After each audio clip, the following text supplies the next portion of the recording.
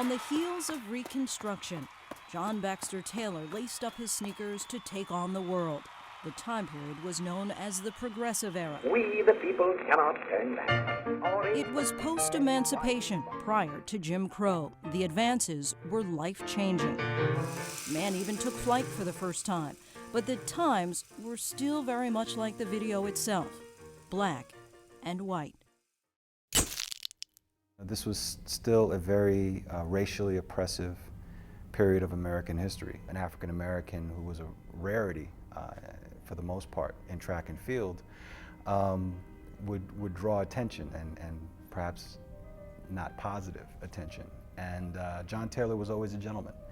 And even when somewhat unfair tactics were employed against him, he brushed it off and conducted himself accordingly. Taylor was born in 1882. The playing field was anything but level, but he was an athlete in sport and spirit. He was a standout whenever he ran, not only because he was often the only black runner, but because of his performance. In many ways, his running style paralleled his come-from-behind approach in life. His custom was to let his opponents take the lead in the beginning of the race and then chase them down in the home stretch. In 1908, the modern Olympic Games were born. In all three of the first Olympic Games, the athletes were not representing their country. They were representing clubs or universities or representing themselves as individuals. So it wasn't until 1908 in London where the British introduced a nationalistic take on the Olympic Games. The intent was to bring the world's finest athletes together. The result was an international festival of unmatched human achievement. John Baxter Taylor was selected to compete. Sure, he'd faced challenges before, but nothing like what he experienced in London. He went on to participate in the Olympic Games, was at the center of what I understand till this day is still one of the most controversial incidents to occur in the Olympic Games.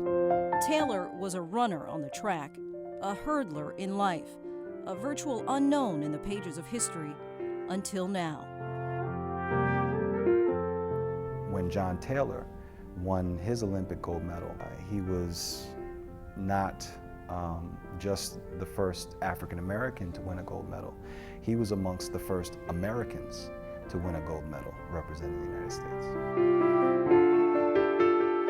It's eye-opening to discover this personality. It sheds light on a dimension of American history that has been given less attention than it deserves.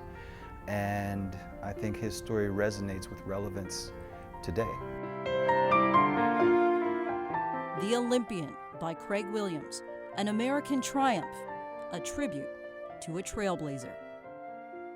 To be in that environment, to elevate himself to an Ivy League education, to step onto the world stage as an athlete and to triumph in the face of all of that doubt and all of those attitudes. The courage is incredible.